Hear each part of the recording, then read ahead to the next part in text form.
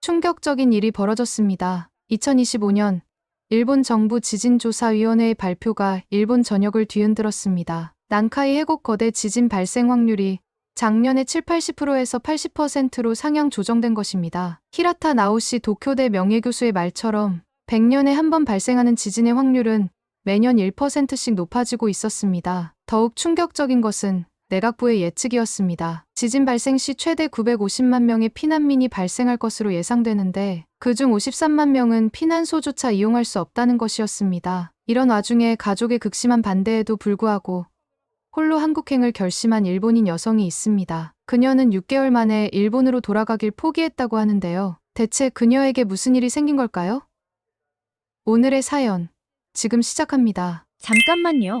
1초면 가능한 좋아요 버튼을 눌러주시면 영상 제작에 큰 힘이 됩니다. 저는 오사카 혼마치에서 25년째 살고 있는 이토 미사키라고 합니다. 무역회사에서 일하는 평범한 직장인이죠. 매일 아침 8시, 저는 혼마치역 앞 카페에서 따뜻한 라떼를 테이크아웃해서 회사로 향했습니다. 20년 전만 해도 저는 하늘을 나는 승무원이었어요. 결혼과 출산으로 경력이 단절되기 전까지는요. 지금은 무역회사에서 서류 작업을 하는 평범한 사무직원이 되었습니다. 일본과 한국을 오가는 무역 서류를 처리하는 일이었죠. 솔직히 말하면 한국에 대한 좋은 감정은 없었어요. 단순히 일 처리를 위해 가끔 출장 가는 곳, 그게 전부였답니다. 그날도 평소와 다름없는 아침이었어요. 회사 엘리베이터에 오르는데 휴대폰이 진동했습니다. 기상청 재난 문자였죠. 난카이 해곡 대지진 발생 확률 80%. 순간 다리에 힘이 풀렸어요. 작년에는 70%였는데 1년 만에 또 올랐다는 소식에 사무실이 술렁이기 시작했습니다. 제 책상이 있는 32층에서 내려다본 오사카의 풍경이 갑자기 낯설게 느껴졌죠. 지난 25년간 익숙했던 이 도시가 한순간에 두려움의 대상으로 변했어요. 점심시간 평소처럼 모여 도시락을 먹던 동료들의 대화 주제도 달라졌습니다. 혹시 지진 났을 때 피난 계획 있어? 타워맨션은 안전할까? 모두들 불안한 목소리였죠. 그때 옆자리에 사쿠라 씨가 한마디 했어요. 한국은 지진이 거의 없다던데. 순간 제 머릿속에 지난주 한국 출장이 떠올랐습니다. 서울의 반듯한 아파트들, 지하철역마다 있던 방공호 같은 대피소. 문득 이런 생각이 들었어요. 혹시 저기라면? 퇴근길, 혼마치역으로 가는 길에 부동산 중개소 앞에 사람들이 몰려 있었습니다. 이주 상담이 폭주하고 있습니다. 라는 안내문이 붙어 있었죠. 저도 모르게 발걸음을 멈추고 한참을 바라봤어요. 그리고 그날 밤, 무언가에 홀린 듯 인터넷을 뒤지기 시작했습니다. 한국 부동산, 한국 이주, 서울 생활. 잠들기 전 남편에게 조심스럽게 말을 꺼냈어요. 여보, 우리 한국에 대해 한번 알아볼까요? 그 순간 남편의 표정이 굳어졌습니다. 저는 이미 알고 있었죠. 이 이야기를 꺼내는 순간 우리 가족이 뒤숭숭해질 거라는 거요. 하지만 더는 기다릴 수 없었습니다. 매일매일 늘어나는 이주 상담 인파를 보면서 머릿속에는 한국에서 보았던 안전하고 반듯한 아파트들이 자꾸만 떠올랐죠. 그날 밤, 저는 오랫동안 잠들지 못했습니다. 창밖으로 보이는 오사카의 밤거리를 바라보며 25년간 살아온 이 도시를 떠나야 할지도 모른다는 생각에 가슴이 먹먹해졌답니다. 저는 그날 밤 뜬 눈으로 새벽을 맞았습니다. 아침이 되자마자 회사에 전화를 걸어 연차를 냈죠. 집에서 남편과 이야기를 나눠야 했으니까요. 남편 켄지는 제가 예상했던 것보다 더 강하게 반대했습니다. 미쳤어. 한국이라니? 우리나라가 훨씬 안전하다고. 25년간 한 번도 큰 소리를 내본 적 없던 남편이 책상을 내리치며 소리를 질렀어요. 시어머니는 더했죠. 이 나이에 남의 나라를 왜 가려고 하는 거야? 거기 가서 뭘 한다고. 시어머니의 말씀에는 한국에 대한 편견이 가득했습니다. 대학생인 아들 켄타도 엄마, 난 여기 친구들이랑 헤어지기 싫어라며 고개를 저었죠. 그날 아침 식탁에 모인 가족들의 표정이 모두 어두웠어요. 켄지는 계속해서 한국의 단점들을 늘어놓았습니다. 물가가 비싸다. 임대료가 너무 높다. 외국인에 대한 차별이 있을 거다. 하나같이 인터넷에서 본 부정적인 이야기들이었죠. 하지만 저는 달랐어요. 예전에 저였다면 가족들의 반대에 쉽게 포기했을 겁니다. 그런데 그날 아침 뉴스를 보면서 마음이 완전히 바뀌었어요. 기상청 지진 전문가가 난카이 해구, 지진은 언제 일어나도 이상하지 않은 상황이라고 말하는 걸 들었거든요. 켄지의 회사 동료 부인이 전화를 걸어왔다는 소식도 들었습니다. 그 집도 한국 이주를 고민하고 있다더군요. 우리 회사만 해도 벌써 5가구가 이주를 결정했다고 합니다. 점심을 준비하면서도 머릿속은 복잡했어요. 20년 전 승무원 시절에 자주 들렸던 인천공항이 떠올랐습니다. 그때는 그저 스케줄의 한 부분이었던 곳이 이제는 새로운 삶의 시작점이 될 수도 있다니 믿기지 않았죠. 여보, 나 혼자만이라도 먼저 가보면 어떨까요? 저도 모르게 이런 말이 튀어나왔어요. 순간 거실이 조용해졌습니다. 켄지는 창밖만 바라보더니 한참 만에 입을 열었어요. 당신, 정말 가고 싶은 거야? 제 눈에는 눈물이 고였습니다.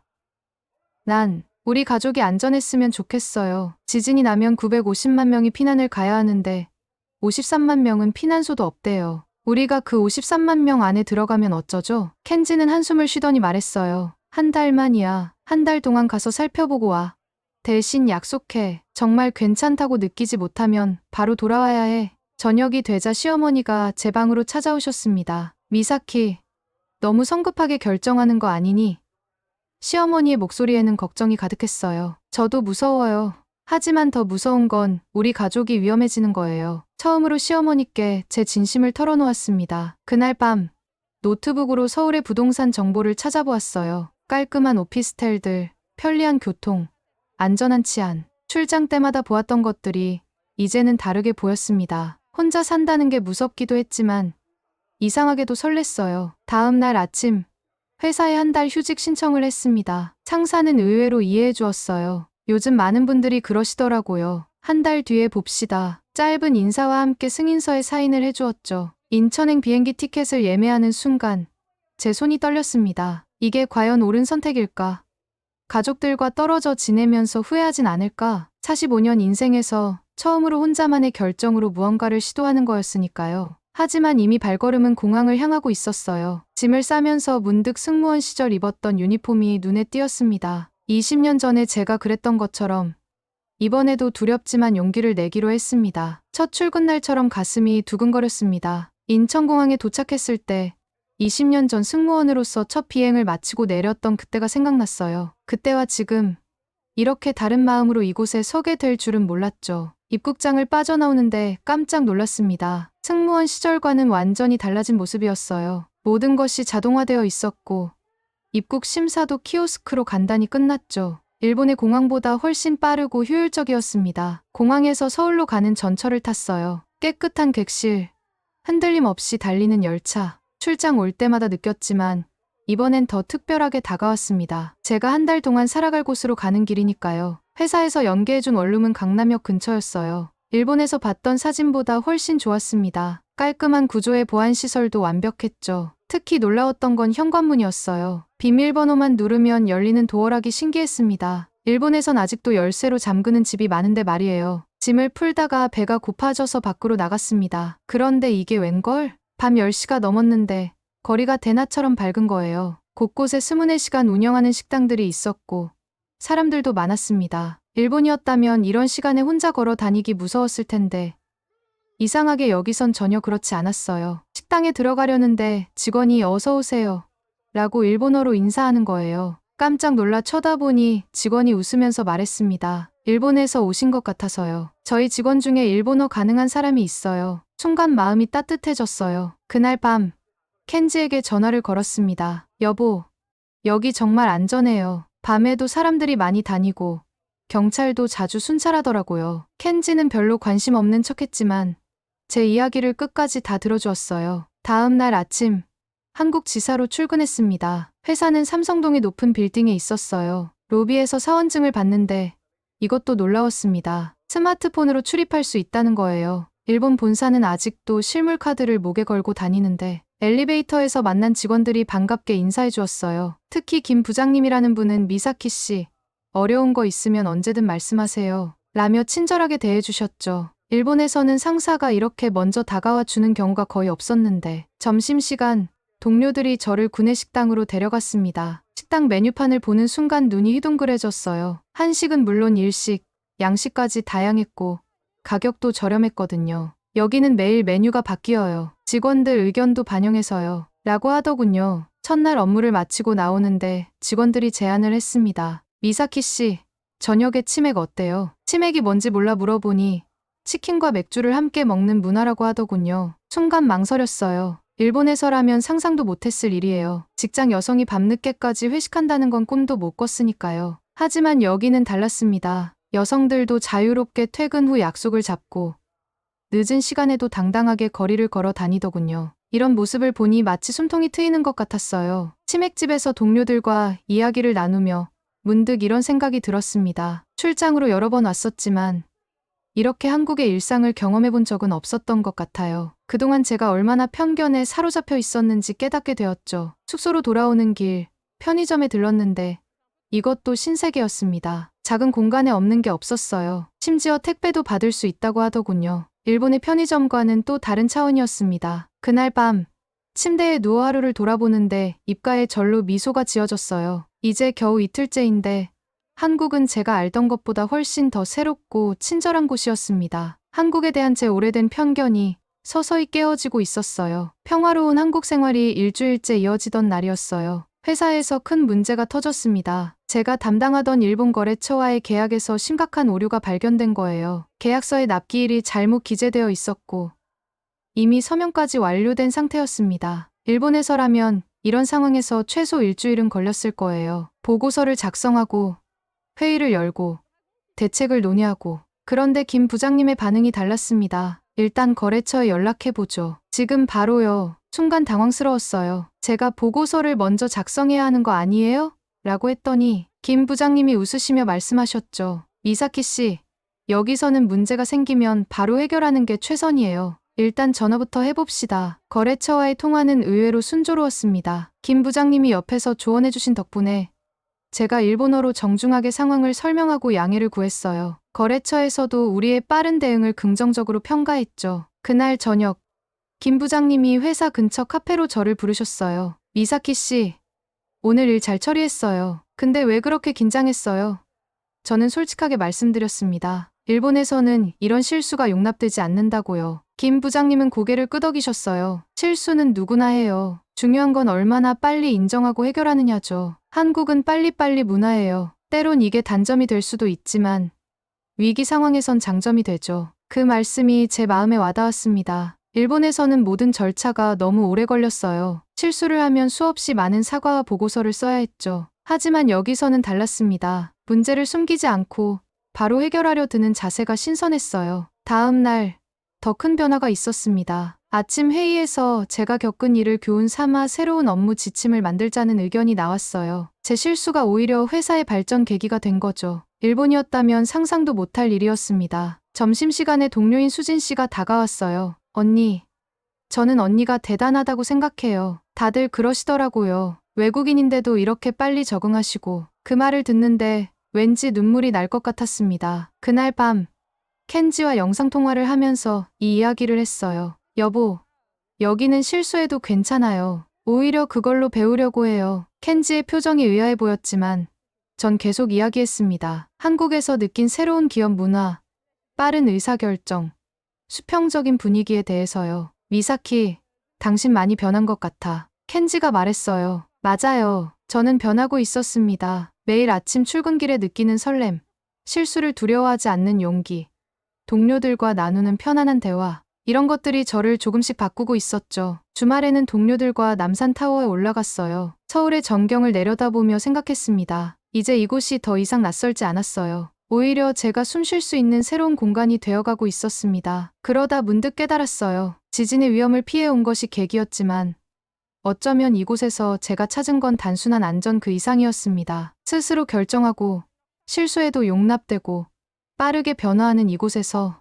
저는 조금씩 제 자신을 찾아가고 있다는 걸 느꼈답니다. 아침부터 울리는 배달 알림음은 이제 제 하루의 시작이 되었습니다. 창문을 열면서 도시의 활기찬 소리를 듣는 게 습관이 됐어요. 특히 아침 식사 풍경이 완전히 새로워졌죠. 스마트폰으로 김치찌개를 주문하는 게 이제는 너무나 자연스러워졌습니다. 처음엔 배달 음식을 아침부터 시켜 먹는다는 게 낯설었는데 이제는 오히려 이게 더 편해졌어요. 회사 생활은 제게 매일이 새로운 경험이었습니다. 일본 거래처와 화상회의를 할 때였어요. 예전에는 통역만 하던 제가 이제는 적극적으로 의견을 내게 됐죠. 미사키 씨, 양쪽의 문화를 이해하는 당신의 의견이 우리에겐 소중해요. 라는 김 부장님의 말씀에 감동받았습니다. 퇴근 후의 모습도 예전과는 완전히 달랐어요. 어느 날은 동료들과 노래방에 갔는데 처음엔 어색했지만 이내 마음이 풀어졌죠. 제가 부른 일본 노래에 수진 씨가 따라 부르려 애쓰는 모습에서 진심 어린 친근함이 느껴졌어요. 이런 게 한국의 회식 문화구나 싶었습니다. 주말이면 한강공원이 제 아지트가 됐어요. 돗자리 하나 들고 가서 책을 읽다가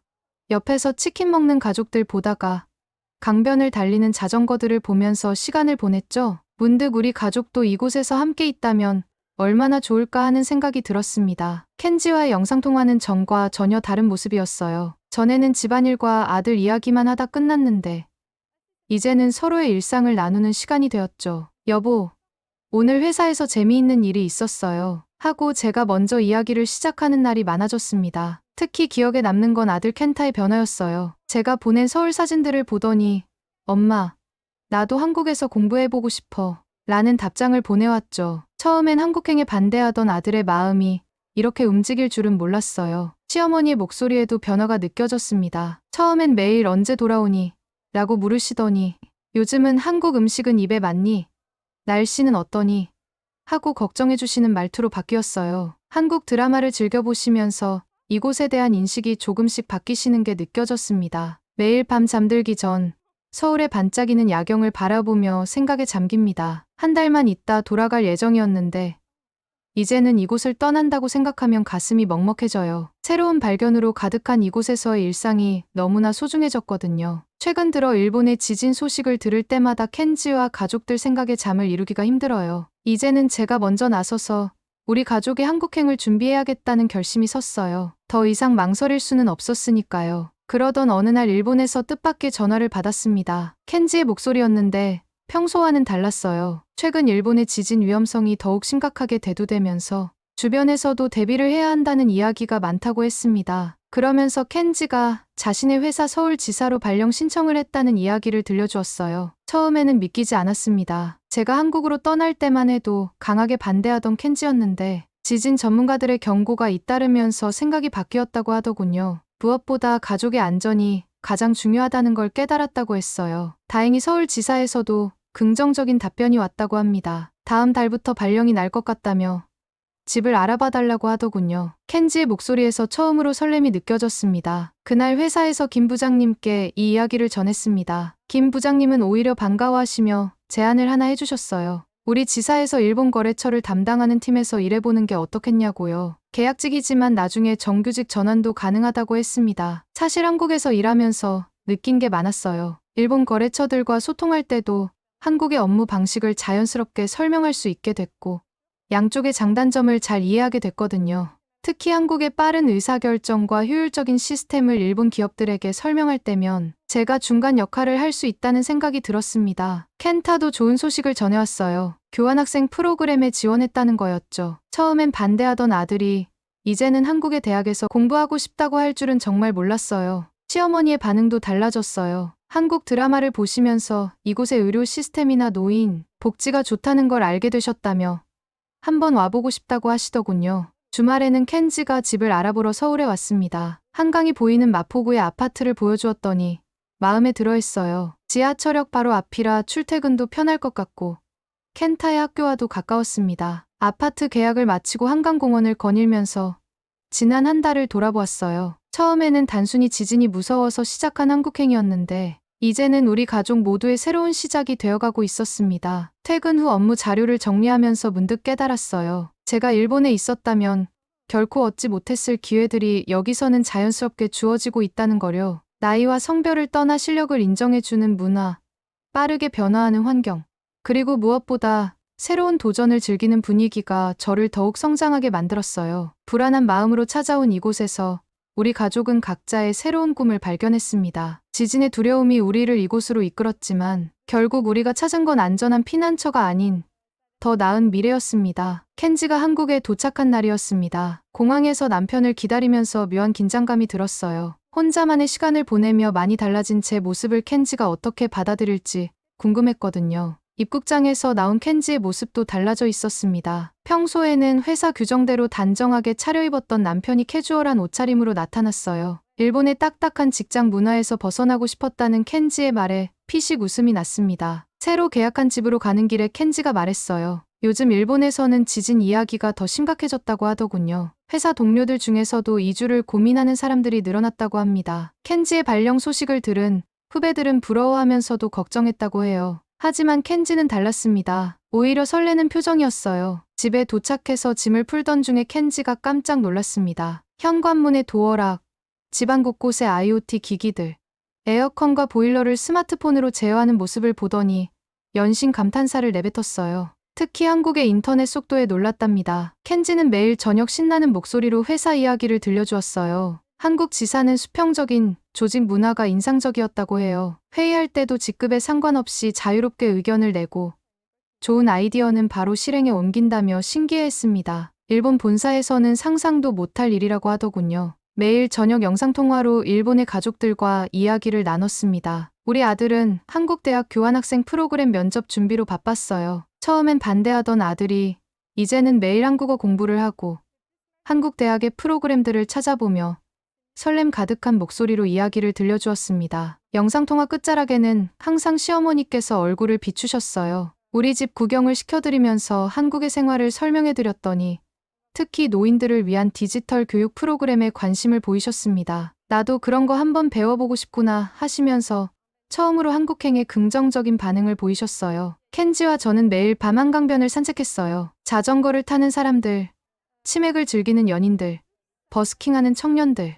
이런 풍경을 보며 켄지가 말했습니다. 서울은 마치 살아있는 생명체 같다고요. 끊임없이 변화하고 성장하는 도시라고요. 지난밤 산책을 마치고 돌아오던 길이었습니다. 평소와 다름없던 그날, 켄지의 발걸음이 조금 가벼워 보였어요. 불과 몇 주 전만 해도 일본을 떠나야 한다는 불안감에 휩싸여 있던 켄지였는데 이제는 매일 새로운 걸 발견하며 즐거워하는 모습이었습니다. 한강변 산책을 마치고 돌아온 그날 밤, 오랜 친구에게서 연락이 왔습니다. 난카이 해구 지진 대비 특별법이 발표되었다는 소식이었어요. 지진 발생 시 대피소가 부족해 53만 명이 피난하지 못할 수 있다는 충격적인 예측도 들려주더군요. 친구의 목소리에서 불안감이 느껴졌습니다. 친구의 이야기를 들으며 마음이 무거워졌어요. 우리처럼 떠나온 사람들은 괜찮을지 몰라도 아직도 많은 사람들이 불안에 떨고 있다는 생각에 가슴이 아팠습니다. 켄지와 저는 밤늦게까지 이야기를 나눴어요. 우리가 할 수 있는 일이 뭔가 있지 않을까 하고요. 다음 날 아침,